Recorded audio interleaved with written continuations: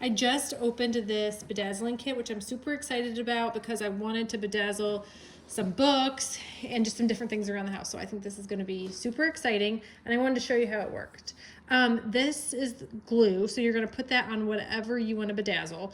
And this pack comes with 4 different glues, which is going to last me a really long time.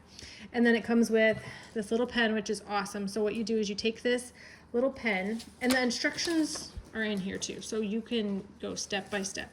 You take this pen and you stick it in this sticky gel, and it sticks to the end there. So then you take this sticky pen and then you grab a gem. You want to grab it on the round side, and then you put the flat side on the glue that I just laid. So I laid the glue kind of where I wanted it. And then I'm just picking some colors so you can see. The colors on here are so pretty, and they're very sparkly, as you can see. It comes with a whole bunch of different colors. I love the sparkles. Some other tools it has are these tweezers, so if you need to be really precise to move things around or to pick one up, you can do that with these tweezers. There's also, like if you want to make some marking, there's a white colored pencil with a sharpener.